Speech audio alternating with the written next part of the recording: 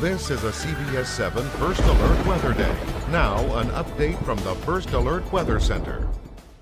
Well, we still have that severe thunderstorm watch in effect for a large part of the central northern Permian Basin. Here's a look at the live radar showing you that thunderstorm activity getting going. Now, we do have severe thunderstorm warnings in effect here across portions of let's go back one here and show you that again. We do have for this line here severe thunderstorm warnings across portions of Gaines, northwest Andrews County, and then around Jow, northwestern sections of Winkler County, over towards Mentone, Orla. These are areas where we could see wind gusts up to 70 miles an hour and quarter-size hail with this line of storms that's moving off to the southeast, all associated with the cold front dropping down. And also we have numerous thunderstorms popping up here from Stanton and just to the west over towards Tarzan, Grady, Lenora, Big Spring area, and Cahoma. Nothing severe here, but we could see the possibility of wind gusts up to 50 miles an hour and also up to dime-size hail associated with those storms. Everything else has died out for the time being.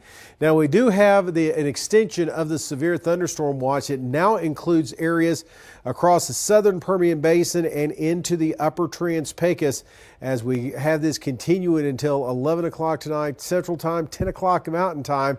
Again, it looks like the tornado threat has dissipated somewhat, but large hail, strong damaging winds up to 70 to 75 miles an hour are going to be the biggest threat. We've already had some of those wind gusts across portions of Eddy and Lee County, gusting up to 70 miles an hour, about 72 out at the Midland International, I should say the Carlsbad Airport a little bit earlier, and we're expecting those gusty winds again to move in right across the central Permian Basin.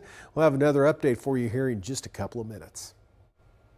Thank you, Tom, and thanks for joining us for CBS 7 News on the CW and live on the CBS 7 YouTube. I'm Alexandra Macia, and topping our news tonight is a story that's first on CBS 7.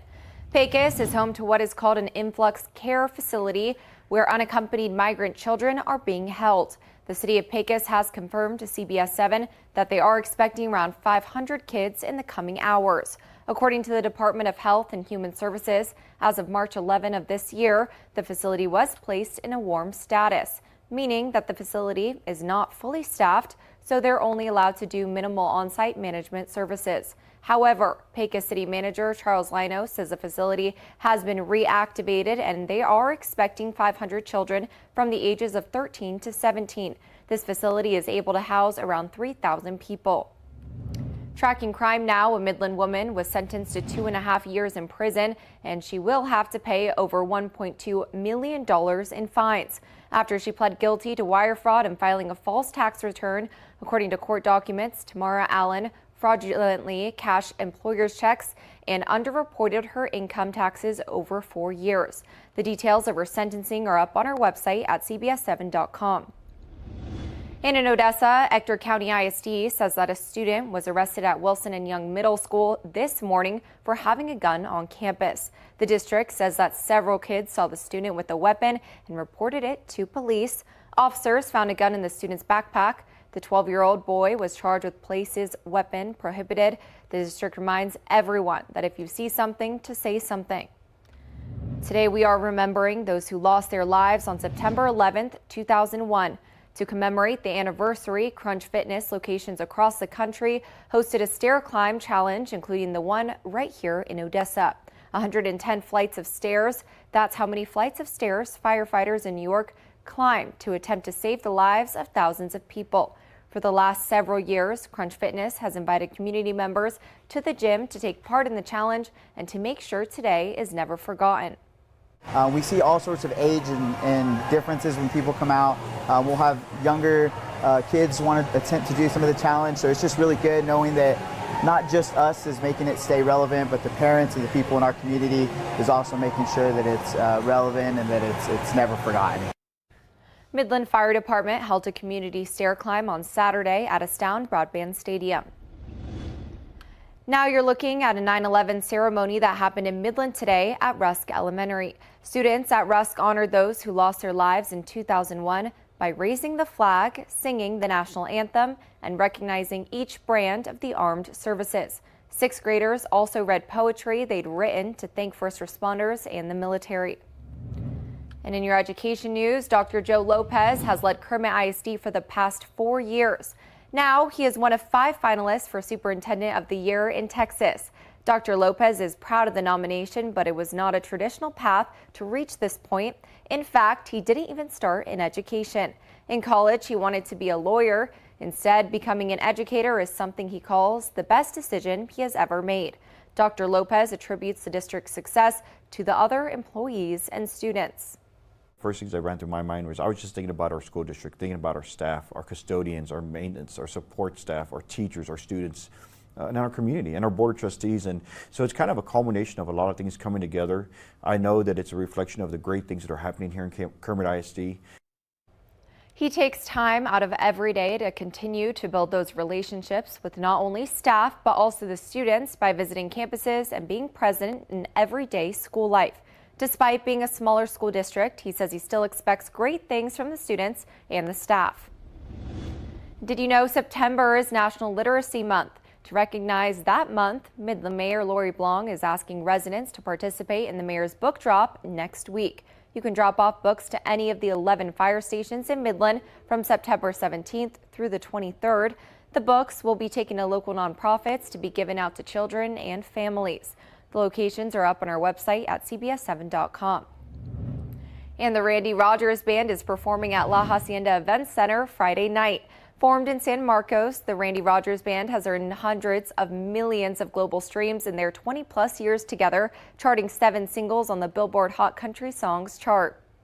Looking forward to a big crowd and catching up with good friends. Texas native Randy Rogers Band is on tour, playing at La Hacienda Events Center Friday night. After having 9 albums out through all these years, you get a swath of music from all those different records. We try to play something new, and we obviously play the old stuff too. Rogers says the band has played in the Midland-Odessa area over 100 times. In My Arms Instead is probably, I always say that's my favorite song to play.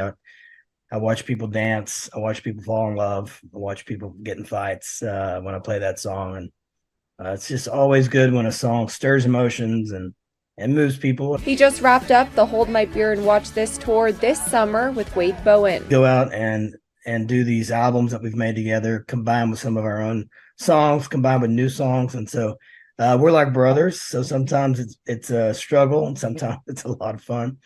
But we had a great year this year with Hold My Beer and Watch This. The band's 9th studio album, Homecoming, was released last October, and their latest single, Fast Car, hit #1 at Texas Country Radio. Next year is the band's 20-year anniversary of the first record they made together, Roller Coaster. They're working on putting an EP together with 5 or 6 new songs and a re-release of Roller Coaster. I think all of us believed in what we had when we started, and we still believe in it, which is kind of the magic, I think. It's kind of unheard of for a band to be together, same 5 guys in this industry for over 20 years. And so we're very proud of that. We treat it like family. Family comes first always. The band has 4 shows this weekend, including the one at La Hacienda, hopping on the tour bus Wednesday night. Another concert happening this weekend. Roasted Crow is one of the many bands who will perform in a benefit concert this Saturday in hopes of keeping the Endless Horizons record shop open. The 4 members of Roasted Crow were influenced by Endless Horizons to varying degrees. They say the record shop has been a hub for concert tickets and obscure music, which has fueled their passion and style as musicians. Yvonne Borrego still listens to the Blind Melon CD he bought there as a kid. Took that sucker home and listened to it, and I got hooked on it. And then I was like, so to this day, those types of songs and stuff, they still influence my music today. You can find more details on both the Randy Rogers concerts and the Endless Horizon benefit by visiting our website at CBS7.com. And speaking of CBS7.com, you're looking now at today's top headlines shown here in real time with real viewers on CBS7.com. See all of these stories and more by downloading our app or visiting our website at CBS7.com. And still ahead, it is now day 11 of the search for escaped murderer Daniel Cavalcante, where we are recapping what happened over the weekend and what law enforcement are doing next, coming up on CBS 7 News at 9. And several businesses have joined the Peanut Butter Brigade. You can donate peanut butter at any of these businesses in Midland and Odessa. including Jordan Elementary, Melrose Boutiques, Grayson Hustle, Miss Casey's Wonderland, Texas Sun Winery, Standard Structures at United and Market Street locations, and right here at CBS7 in the Music City Mall. You can sign your business up for the brigade by emailing peanutbutter@cbs7.com.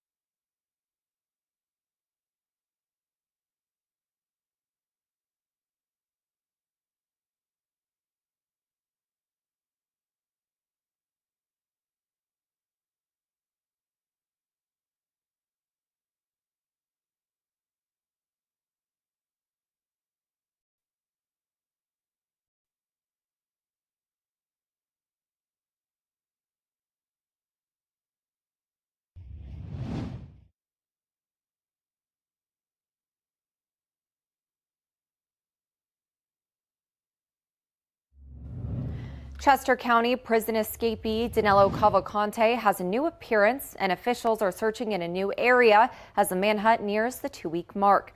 Over the weekend, Cavalcante stole a van from Bailey's Dairy Farm in Westchester after someone left the keys inside. He then ditched it after it ran out of gas. While it is unlikely that Cavalcante already has a new vehicle, law enforcement leading the search said there's no indication that he has left Pennsylvania, but they are prepared for a national search. Do you have any reason to believe that he's just vanished without a trace? Do you still believe he's within Pennsylvania? Well, of course he hasn't vanished without a trace, and for a variety of reasons, yes, I do believe that he is in Pennsylvania. Schools in the area are still open, but many of them have been moved to outdoor activities inside. Police in Pennsylvania are urging everyone to lock their doors and report any potential sightings of Cavalcante. Well, we are looking at strong to severe thunderstorms moving in along a cold front, and we'll get you up to date on everything coming up next.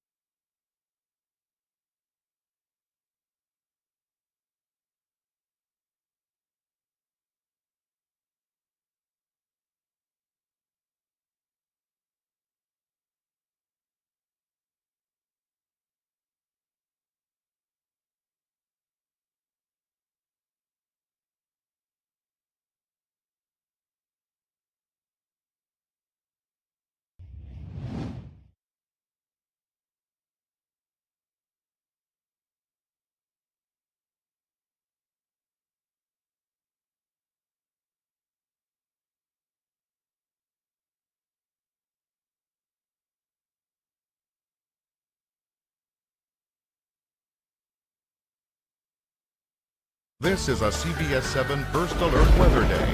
Now, an update from Chief Meteorologist Tom Tieferteller. Well, a stormy night across West Texas. Let's take a look first off at wind gusts. There have been some strong gusts in excess of 50 miles an hour.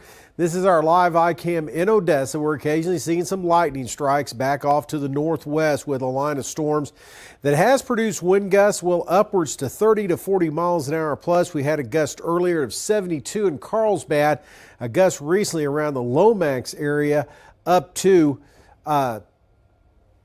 61 miles an hour is what I'm trying to say, but currently gusts of 46 in Big Spring, 41 in the Andrews area. That's at front, and all those storms, it's going to be moving in here over the next hour into the Permian Basin. Here's a look at the line of strong to severe thunderstorms that we have out there. Again, first off here from around the Andrews area, we have thunderstorms moving across. And where you see that red color, we could be looking at maybe some small hail, but also gusty winds, especially ahead of this line of storms, could be approaching 50 plus miles per hour. It's going to cause some areas of blowing dust. You can see the thunderstorms that produce the wind gusts upwards to 60 miles an hour in Lomax. Well, that activity is pushing off to the east-southeast, clearing the Big Spring area right now. And right across the Permian Basin, you can see that line of winds that is starting to move in across the city of Midland towards Odessa. And we also have strong winds in excess of 50 plus miles per hour associated with this line of thunderstorms back off to the west. Right now, not carrying too many severe thunderstorm warnings, but again, those winds could be in excess of 50 to 60 miles an hour and some brief heavy downpours. Now, the severe thunderstorm watch has been extended until 3 o'clock in the morning, covering the upper Trans-Pecos. Most of the Permian Basin now for the threat of large hail and strong damaging winds associated with that cold front that's pushing through at this time from the city of Midland to near Odessa back into southeast New Mexico and off to the south and southeast. Again, we are seeing that front right on the doorstep here of the central Permian Basin and moving across to the southeast as those temperatures are dropping behind that front all the way down to 62 in Amarillo. 88 right now in the city of Midland. Now, we are going to be looking at the possibility of more thunderstorms in the forecast.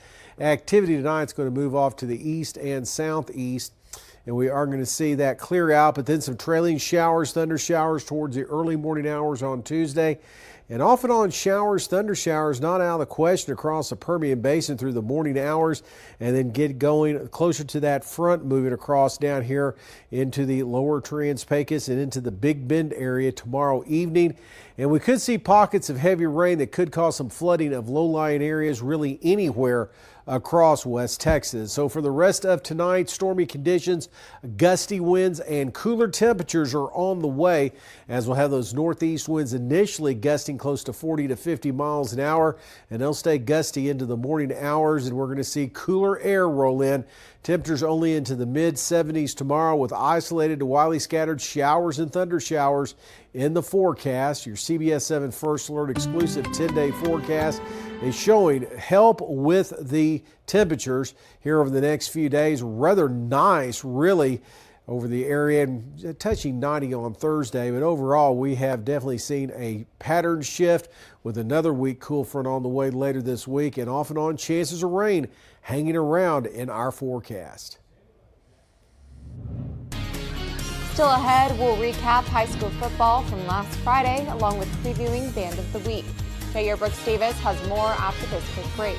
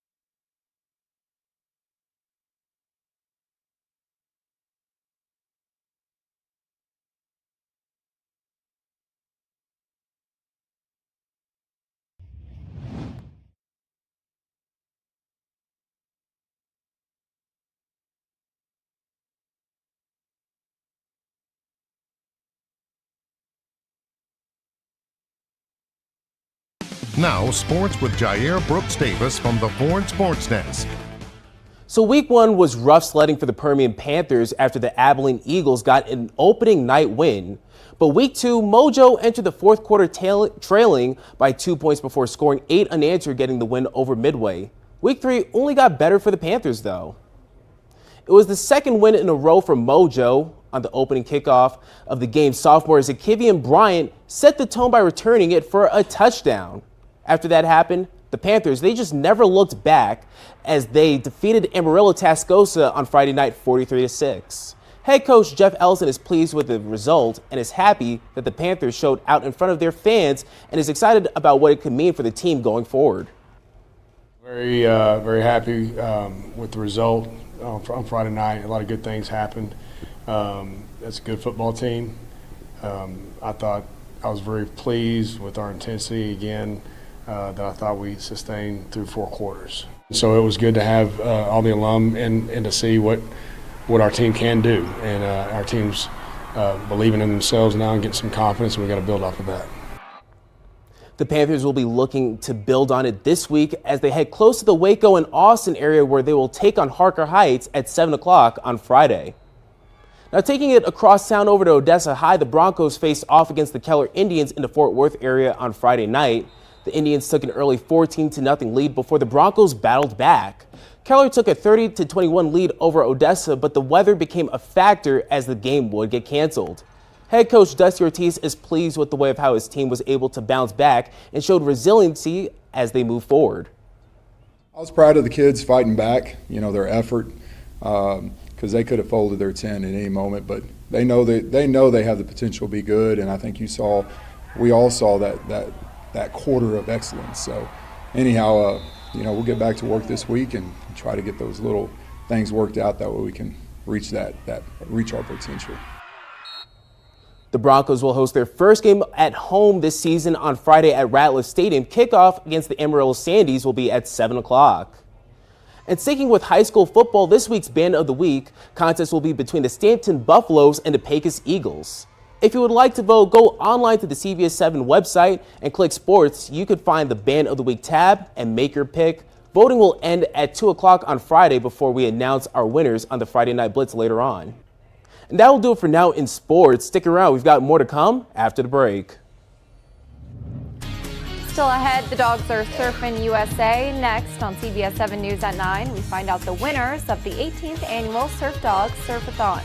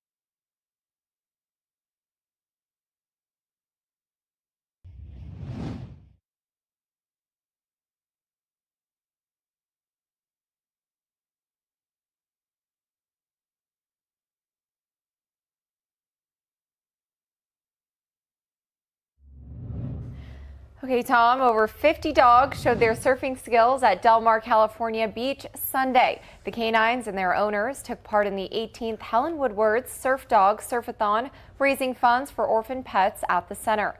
The Best in Surf winners were Sugar in first place, Delilah in second place, and Guinness in third place. Tom, fun fact, I grew up playing beach volleyball at this beach, and it's a great dog beach. All the dogs love it. But yeah, it's a beach specifically for dogs. Look so at that how one. fun. That was going on it backwards there. Yeah, and they look like they're having a blast. Yeah, that one did. Yeah. Holding on for dear life. But yeah, that's so cute. The weather there looks like maybe a lot better here, a lot cooler than it is here. It's stormy here. Let's go ahead and take a look at our live iCam in Midland. Blowing dust has moved in and across the city of Midland, so can't see anything right now, so be careful driving out there as the winds are gusting up quite a bit. We're looking at them up to 30 to 40 miles an hour now as that cold front is whipping through the area. We have numerous showers and thunderstorms out there. Could see pockets of wind gusts up to 50 miles an hour in some locations across the northern eastern Permian Basin and right through the Midland, Odessa area back towards Pecos and the far western Permian Basin at the present time. And we do have the threat of a severe thunderstorm or two in the forecast through the early morning hours across most of the Permian Basin. All right, well, stay safe out there. Thanks for joining us for CBS 7 First Alert News at 9.